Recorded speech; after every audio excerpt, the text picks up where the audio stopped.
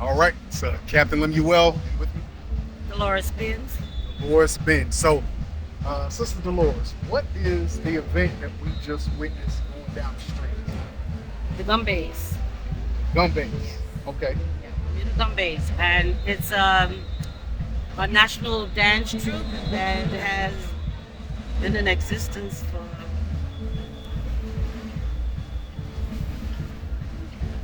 80 years or more, I would think.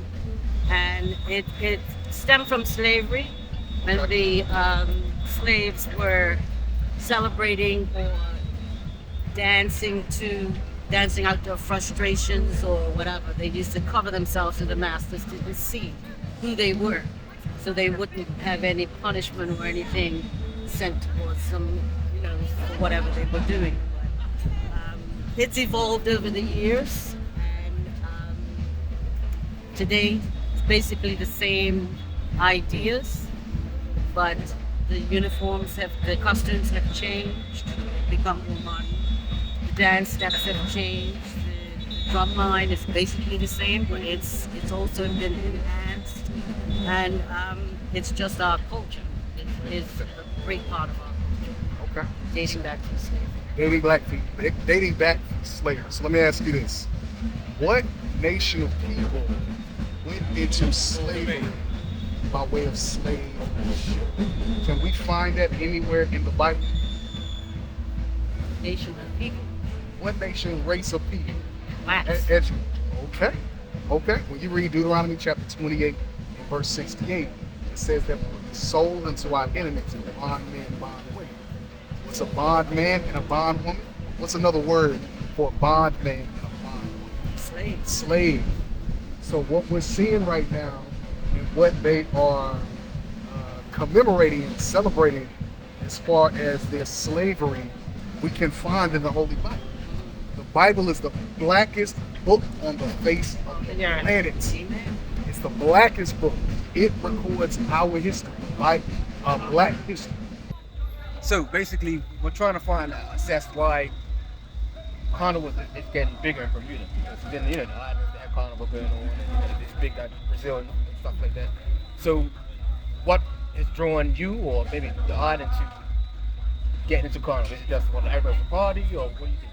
Well, personally for me, I've traveled to carnivals or the Okay. Caribbean, Right. so we had to have it back home. Right. Again, it's a celebration of of freedom, of Okay. joy, Okay. happiness, and you'll see at most carnivals you go to, Right. you're celebrating you. You. You like you as you'll be free. Right. You're free to be you. Right. Okay. So Yeah. basically, you can be yourself and do what you want, basically. Without the judgment Right. of others, you can free up and just be yourself. I got you. But has it been black people's culture to actually to take part in carnival, and where did it come from, basically? Well, You know where it came from? I say in Trinidad, Right. again, it was the slaves celebrating Mhm. celebrating their say freedom, because they didn't have Right. freedom as Right. yet. Right. Celebrating their, I guess, similar to our Kotmesh. They Right. got Right. the, they got Like time off. emancipation or something. like Yes. that. Okay. They had all their right.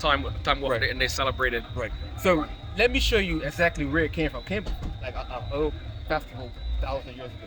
Now we're taking on to change the name and made it like into this. I know some parts of it is again from Italy. Back Right. in the video it was Okay. and then for now it was a mockery of Okay. of say the Italians or the Right. slave masters. Well, actually, it comes back from Greek time. Time of Okay, the Greeks. Okay, that's a little bit before. Right. Second Maccabees 6. Second Maccabees chapter 6, verse 4. For the temple was filled with riots Mhm. and reveling. Temple back then, the Greeks were ruling back then. They took our temple and they were doing all types of partying and rioting and stuff like this in the holy place, right? By the Gentiles, By the Gentiles. who dallied with harlots Uh-huh. and had to do with women with the circuit of the holy places, Right. and beside that brought in things that were not lawful. Right. The altar also was filled with profane things, which the law forbiddeth. Right.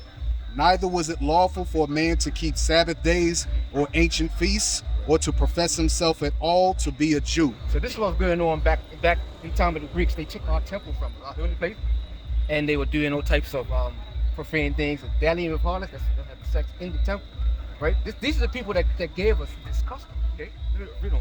Show you. And in the day of the king's birth, Right? His birthday, the king's birthday, Greek king's birthday. Read on. every month they were brought by bitter constraint to eat of the sacrifices. So every month they would celebrate his birthday, not just once a year. Every month they were doing this, right? And they were sacrificing. Read on. And when the feast of Bacchus was kept, Feast of Bacchus. What's that sound like? Bacchus. No. Bacchanal. Okay. Yeah, you sound familiar? Okay, read on. and when the feast of Bacchus was kept, the Jews were compelled to go in procession to Bacchus. So compelled, I mean they were forced to keep these pagan festivals and holidays and customs, right? Read on. Carrying ivy. Friend. Okay, that was a custom back then. So this is where it originated from. This is how we came into this type of heathenistic, I put it that way, customs, right? So because we were forced back then. Now we do it willingly because we've lost our culture, our heritage, taken from us, right? So learn that. Would you second guess or think about, should I be doing this? Not really. Not really. Why not? I mean, I think as most things, from the past, they've evolved into something different. And obviously this is something different than what it was back in the day. Yes. So, But, yeah, it evolved, but that doesn't mean it has to change. It evolved to something else, but it's the same custom.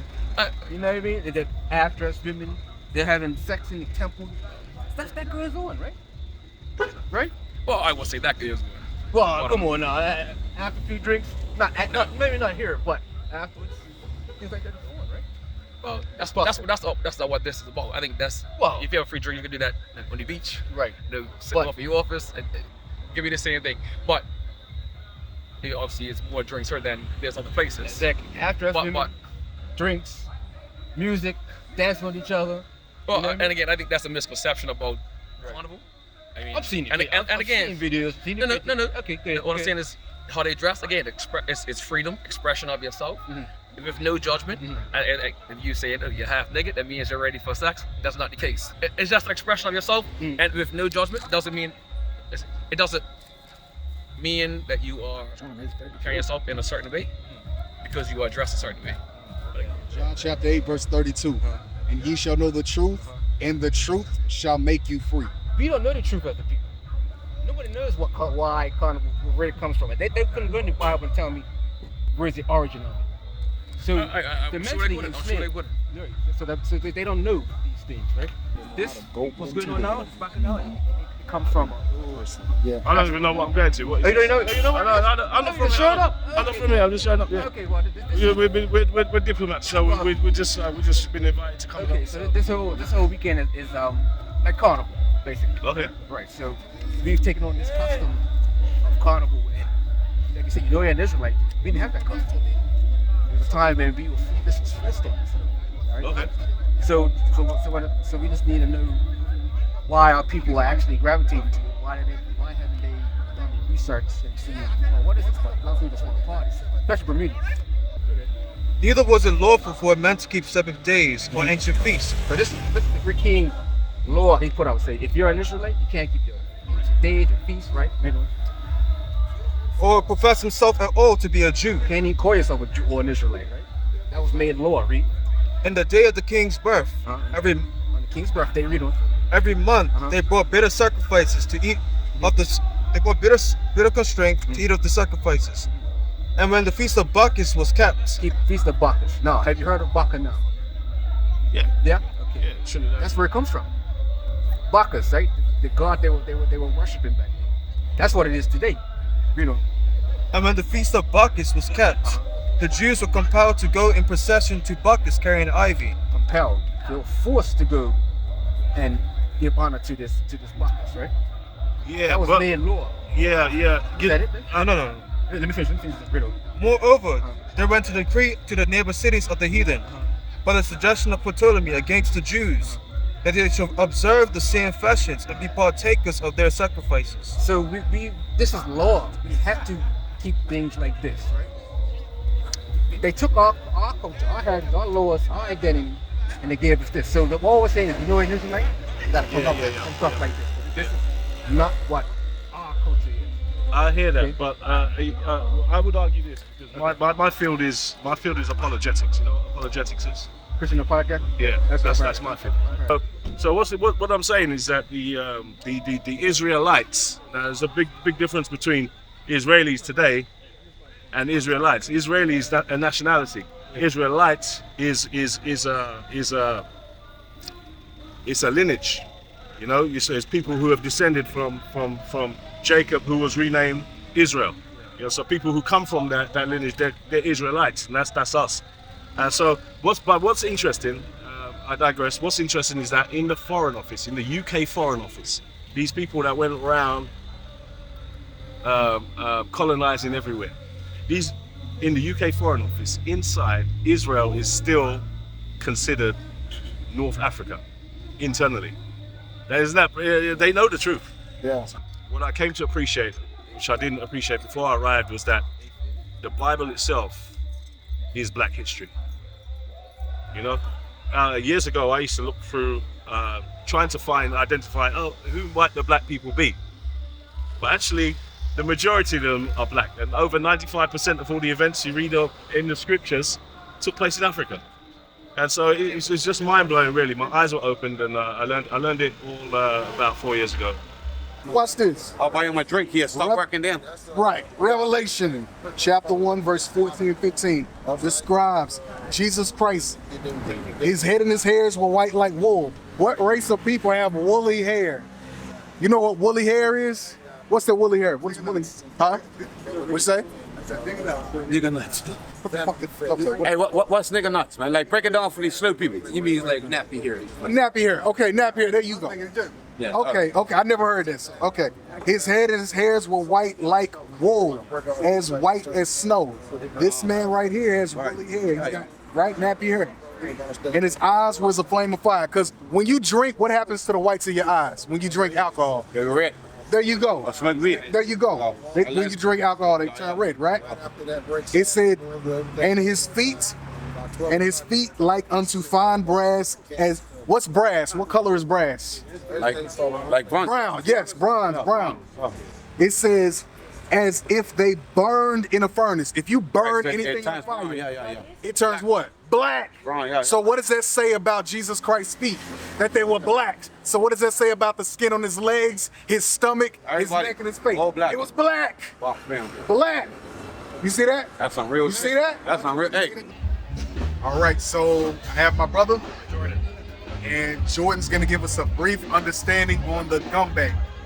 So when folks were brought here for servitude, indentured servitude, slavery to Bermuda, the two major populations were West Africans, of course, and then also Native Americans, mostly Pequot, so from the Connecticut area.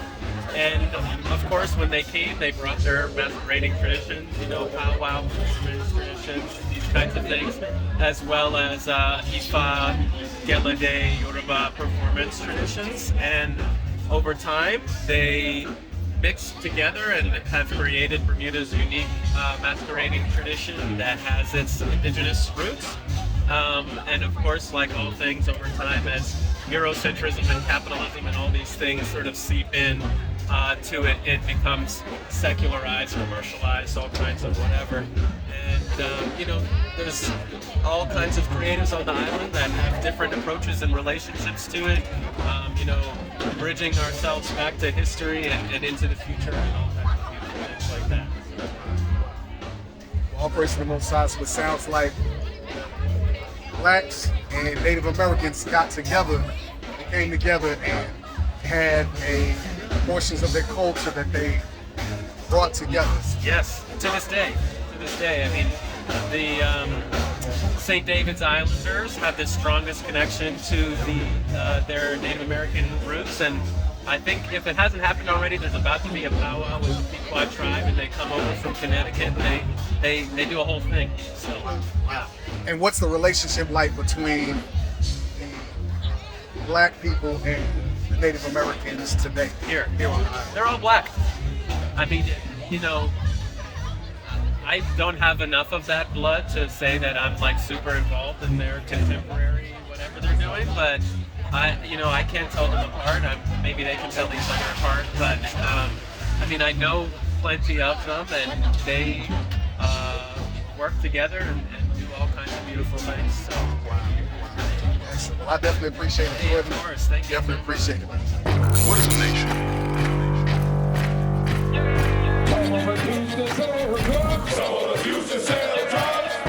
Nation is men leading by example.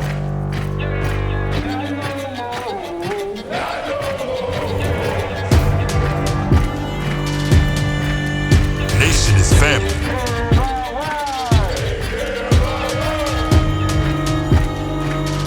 Nation is community. Nation is children with role models.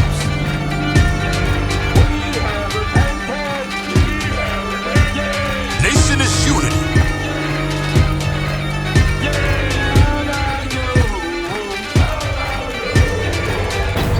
Nation is you.